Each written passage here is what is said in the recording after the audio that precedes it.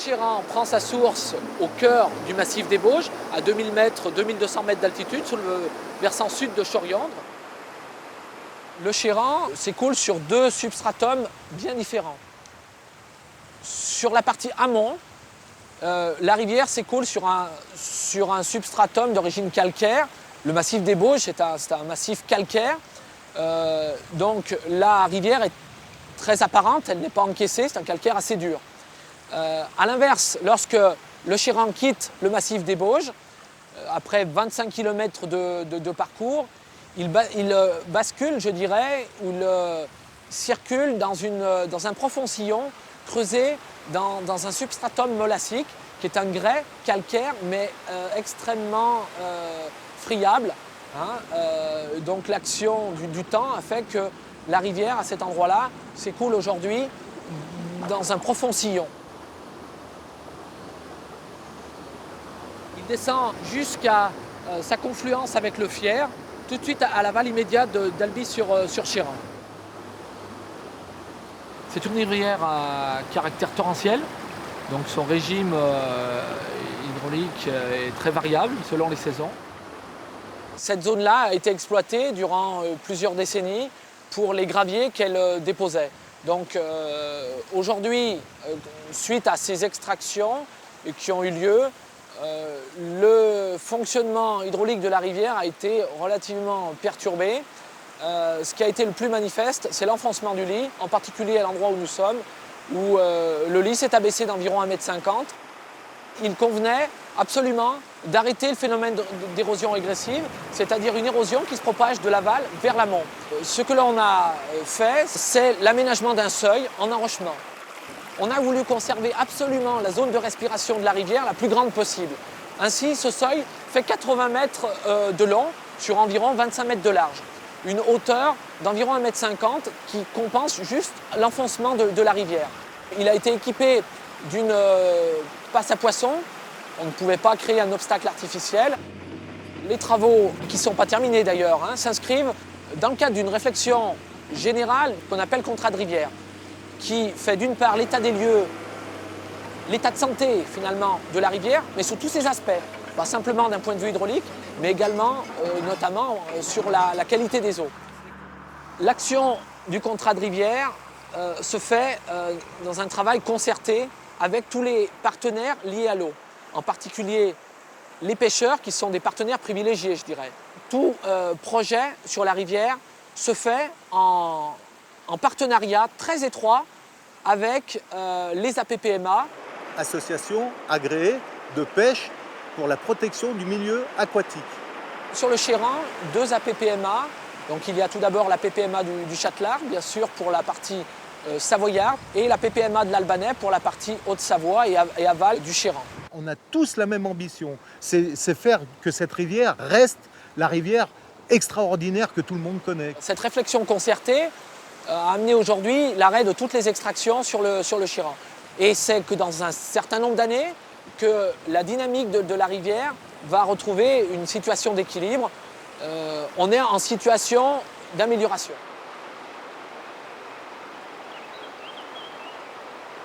Une grande particularité par rapport aux autres APPMA, c'est d'avoir bâti notre APPMA sur la base justement de baux de pêche. Alors les baux de pêche sont la propriété des riverains, et ces riverains donc nous ont donné la gestion piscicole, l'entretien de leur domaine, sur le plan des rives par exemple, pour 30 ans. C'est vrai que nous, en Haute-Savoie, on a la chance d'avoir de grosses APPMA qui sont presque des mini-fédérations. Alors ça a des bons côtés, puis des mauvais. Bon, la fédération est peut-être limitée dans ses moyens. Mais nous, on dispose d'un budget quand même relativement conséquent. L'année dernière, nous avons vendu 900 permis.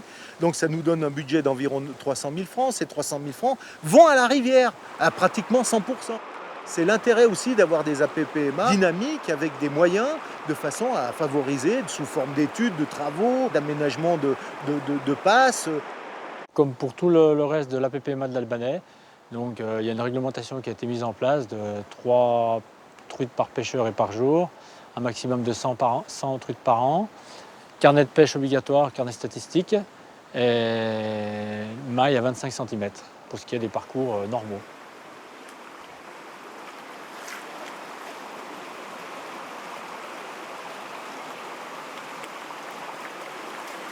Quand on est dans un secteur avec beaucoup moins d'eau et des grands plats, des grands calmes, il faut éviter absolument en été de rentrer dans l'eau, quelle que soit la technique.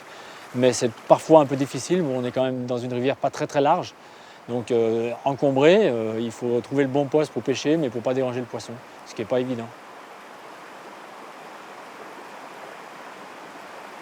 Je suis passé par toutes les techniques de pêche. Je suis venu à la pêche à la mouche par la pêche au cou, la pêche au larve naturel, et après, parce que c'est une pêche qui se rapproche un petit peu de ce qu'on peut trouver à la mouche. Donc on pêche avec les imitations des larves ou des mouches, quand on pêche à la mouche. Et je suis venu à la pêche à la mouche par ce biais-là. Et c'est vrai que c'est une technique qui me plaît, et qui n'est pas forcément la plus performante, mais qui est plaisante. Le plaisir de la pêche, c'est d'abord d'être dans un site comme celui-là, parce que c'est un site remarquable. On a la chance d'avoir sous Chéran des sites complètement diversifiés, c'est-à-dire là on est dans des gorges, dans des endroits avec des plats, des radiers. On est au calme, en contact permanent avec la nature. C'est vrai qu'on a un site privilégié parce qu'il n'est pas habité, donc on n'est pas très loin de la ville, mais on est vite à la campagne, enfin, dans la nature. Et puis c'est le contact avec quand on fait un coup du soir. Le bord de l'eau, observer, regarder les éclosions, et puis éventuellement, le but est là aussi, c'est essayer de surprendre un poisson avec une belle mouche sèche, et voilà, la boucle est bouclée.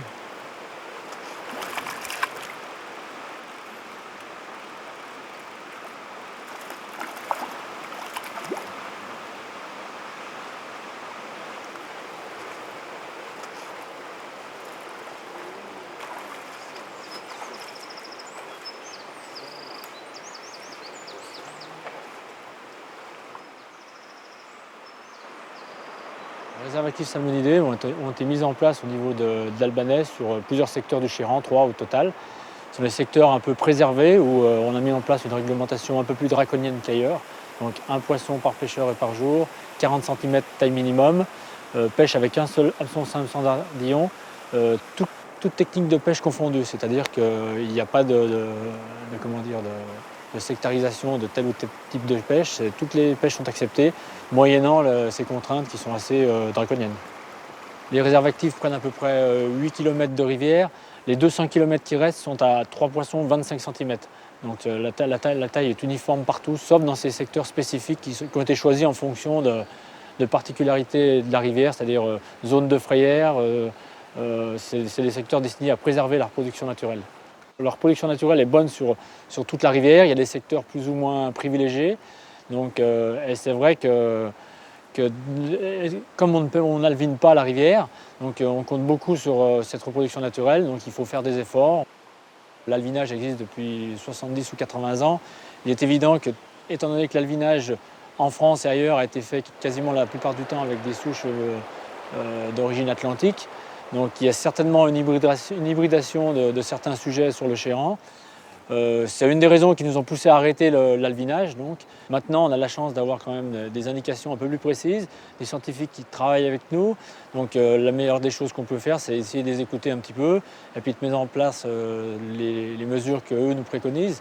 Et le but avoué est de retrouver une rivière pas originelle, parce qu'on aura du mal, mais le plus proche de son origine, quoi. Donc avec des poissons de souche méditerranéenne pure.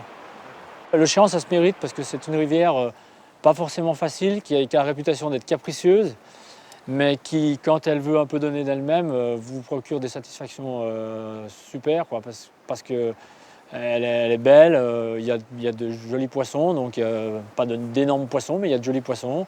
Il y a de quoi faire plaisir à plus d'un pêcheur. Et c'est vrai que souvent il faut un petit peu crapahuter, on appelle ça, comme chez nous, on dit crapahuter, mais bon, ça ne dure jamais plus de 10 minutes. Et au bout, on a vraiment la satisfaction de se retrouver dans un endroit super. C'est une rivière fabuleuse d'abord parce qu'elle est naturelle. Bon, il n'y a pas d'ouvrage hydroélectrique, il y a très peu de carrières. C'est une rivière qui vient des Bauges dans un site extraordinaire, qui est très peu peuplé. Donc elle a une qualité d'eau, il n'y a qu'à la voir, fabuleuse. Donc c'est une rivière qui nous nourrit au quotidien. On l'aime cette rivière. Le fait qu'elle soit de réputation dangereuse et difficile d'accès élimine déjà une grande partie des gens qui viennent pour prendre du poisson et puis le mettre au congélateur.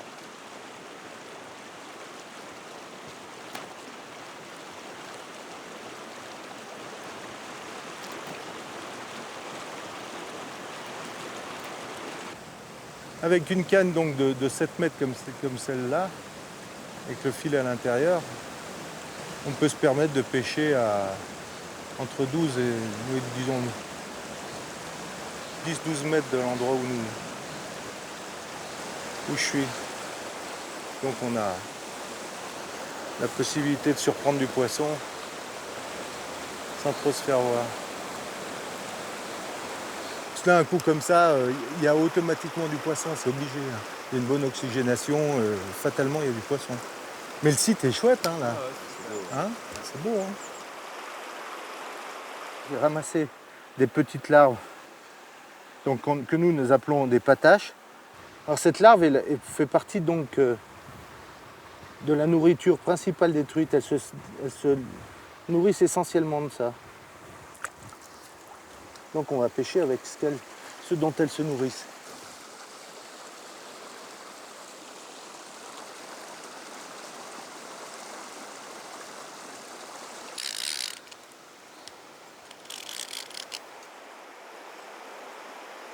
Ah, elle est superbe.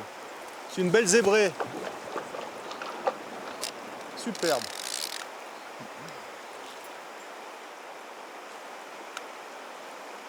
Et sa robe a changé déjà parce que là elle est exposée donc au soleil et son mimétisme a déjà changé. Oui, alors ça c'est une truite sauvage hein, qui est née dans la rivière. Et c'est un poisson qui est en pleine santé, magnifique. Voilà. Elle est partie. C'est une femelle. Elle est grasse. Là, à l'automne, enfin au début de l'hiver, elle va nous faire 700-800, peut-être 1000 œufs. Bon, sur ces 1000 œufs, il y aura peut-être une dizaine, une vingtaine, peut-être une trentaine de truites qui vont arriver à la taille adulte. C'est ça la nature, c'est ce qu'il faut défendre. Une histoire flotte sur le Chéran. C'est la vie de deux frères amoureux de leur rivière. Dès leur plus jeune âge, déjà, ils ne faisaient pas clairement le partage entre la pêche et l'école. Ils consacraient autant d'heures à l'écoute de la rivière qu'aux leçons de l'instituteur. Quand ils parlaient de rivière, c'est évidemment du Chéran qu'ils parlaient. L'un passait de grands moments à se demander à quoi pouvait bien penser le poisson, et l'autre, ce à quoi le poisson devait penser de son côté. L'un se demandait si sa baguette magique arriverait à le faire vivre debout dans la rivière. L'autre s'était fait un pari, de ne jamais faire un travail qui l'empêche d'aller à la pêche. Ces deux compagnons du bord de l'eau pêchent encore du même côté de la rivière. Si l'un, en amoureux du cours d'eau, s'occupe de la gestion de la pêche, l'autre, en artiste responsable, a investi les galets du lit du Chéran. J'ai appris à pêcher tout seul à l'âge de 13 ou 14 ans, donc ça fait un bon nombre d'années. Et puis ma foi, c'est l'expérience qui nous fait avancer. Il ne s'agit pas de posséder un don particulier, il faut aimer tout simplement. C'est une passion. J'ai démarré très jeune à la pêche au toc. Je pense que la pêche au toc, c'est une technique qui justement permet de mieux comprendre la rivière, d'acquérir plus facilement en tout cas, le sens de l'eau. Et puis ça permet donc de se situer au niveau de l'approche, au niveau de la connaissance des larves aquatiques, au niveau de la tenue des poissons. C'est à mon avis la base de tout. Le baromètre de la rivière, ce sont les insectes. C'est le pouls de la rivière. S'il n'y a pas d'insectes, d'invertébrés aquatiques, il n'y a pas de nourriture, donc pas de nourriture, pas de poisson.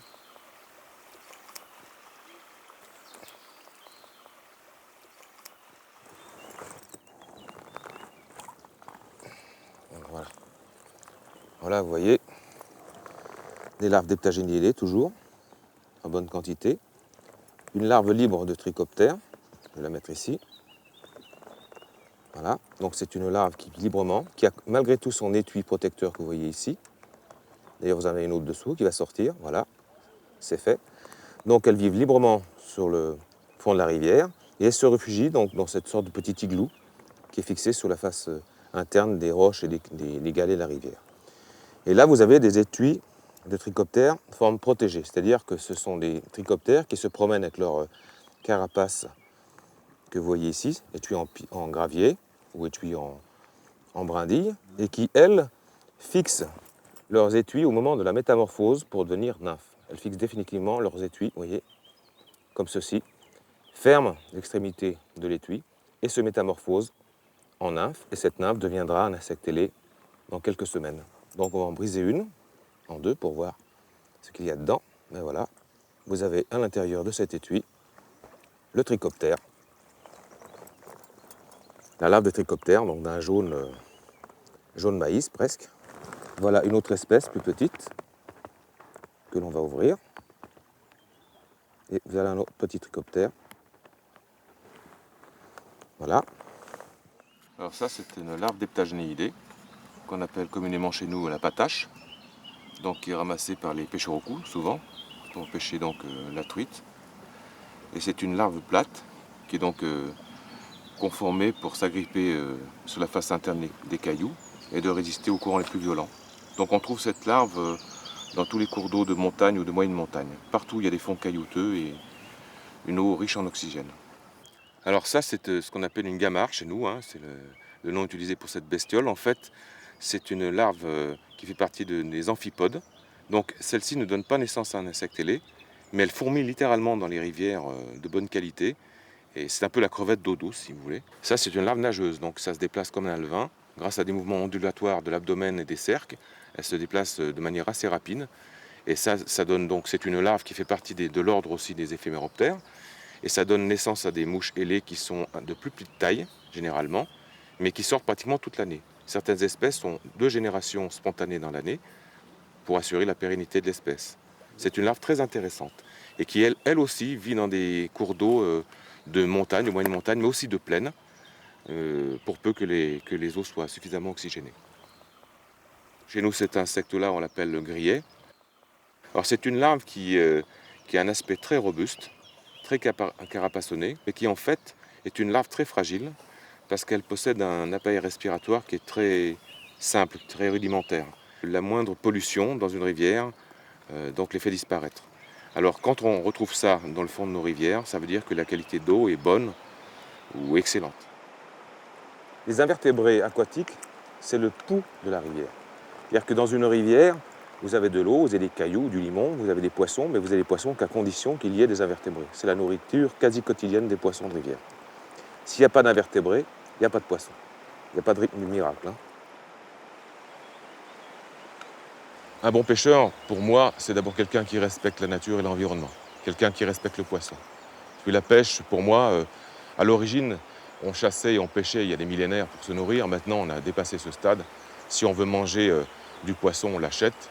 Ou quelquefois, on garde une truite par-ci, une truite par-là. C'est encore possible. Mais si vous voulez, pour moi, le vrai pêcheur, c'est celui qui a vraiment un grand respect du poisson, de la rivière et de son environnement. Dès qu'on est pris par la passion de la pêche à la mouche, c'est une quête incessante hein, jusqu'à la fin de nos jours. C'est ce qui est justement de très surprenant, de très chouette dans cette technique. C'est que c'est une recherche perpétuelle. Hein. Un jour, on croit découvrir la mouche miracle, et puis le lendemain, elle marche plus tout à fait bien, et puis le lendemain, elle ne marche plus du tout. Donc on se remet en question, on refait une autre imitation qui va marcher 2 ou 3 jours, une saison, puis la saison d'après, elle ne marchera plus. Certains monteurs de mouches artificielles essayent d'imiter l'insecte comme il le voit lui, c'est-à-dire par-dessus, de manière concrète. Et certains autres monteurs essayent de monter des artificiels de manière abstraite, en se mettant en quelque sorte dans la peau du poisson. C'est le type, par exemple, le cas de l'oreille de lièvre ou de la peute, qui sont des mouches qui sont issues de pêcheurs qui ont essayé de trouver, non pas un insecte, la copie d'un insecte vrai, comme on le voit, mais à travers, de par leur imagination, à travers ce que verrait peut-être le poisson. Et ce sont des mouches très efficaces. Le lancer et la gestuelle dans la pêche à la mouche, c'est très gracieux, c'est beau. La base de tout, c'est d'abord d'observer la rivière, d'essayer de comprendre ce qui s'y passe, de voir de quels insectes aquatiques ou terrestres se nourrissent les poissons au moment, et de s'approcher de la manière la plus précautionneuse possible, de manière à ne pas les effrayer. Parce qu'il ne faut pas oublier que ce sont des poissons sauvages qui vivent dans un milieu naturel, donc ce ne sont pas des truites de pisciculture, donc ça demande des précautions parce que ces animaux sentent le danger, le pressentent, le voient et se réfugient donc. Si on veut capturer des belles truites, parce que le jeu ça consiste à prendre des belles truites, en ce qui me concerne c'est ça, c'est d'aller justement dans les endroits difficiles d'accès, où il y a quand même de la marche, ou de l'escalade, ou de l'approche très difficile. Et puis il s'agit d'envoyer sa mouche dans toutes les positions, parce que bon, dans le lancer de la mouche, il n'y a pas que le lancer vertical, il y a le coup droit, le revers, le roulé de revers, l'arbalète. Enfin bref, toutes formes de lancer sont obligatoires pour pêcher dans ces conditions. Le Chéran, ça se mérite, parce que c'est une rivière qui est très capricieuse. On ne sait jamais, vous savez, il y a des rivières qui sont réglées. On sait qu'à telle heure, à telle époque, par exemple, au mois de juin, au coup du soir, vous avez des trichoptères qui sortent, ce qu'on appelle communément les sedges. Enfin, du moins, c'est le nom que l'on donne de l'artificiel qui est censé limiter. Bon, c'est régulier, on sait que tous les soirs, à partir de 20, 21 heures, jusqu'à la tombée de la nuit, ça va sortir. Bon, Chéran, ça peut sortir, mais ce n'est pas pour autant que les poissons se mettent à gober. Vous voyez, donc c'est irrégulier. C'est une rivière qu'il faut toujours, chaque coup, chaque endroit, je dirais même chaque poisson est un cas particulier. Il faut adapter donc sa technique. Un coup sur un trou, vous allez pêcher en nymphe, au fil ou à vue. Le coup suivant, c'est un courant, vous allez pêcher en noyer parce qu'il n'y a pas d'activité en surface. Et puis le coup au-dessus, vous allez voir quelques gobages éparses par-ci, par-là. Et là, il faudra adapter une mouche sèche. Totoche, pour moi, ça veut dire grosse truite. Donc c'est un... En Haute-Savoie, quand on veut dire quelque chose qui est grand ou gros, on dit c'est totoche, quoi. Voilà, donc c'est pour ça que moi, les truites, je les appelle des totoches. C'est un truc sympathique. En fait, ce sont mes amis, ce sont mes copines. En fait, les truites, pour moi, c'est un jeu, quoi. Je pêche à la truite parce que pour moi, c'est un jeu. Je ne vais pas à la pêche pour manger. Je vais pour me distraire, pour m'amuser, pour me détendre. Donc, si vous voulez, ce sont mes compagnons de jeu. Bon, moi, je prends les poissons, je les relâche. Ça, c'est mon problème.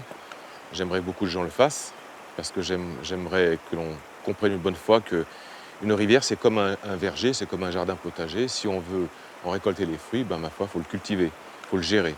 Il ne s'agit pas de tout prendre et de tout garder.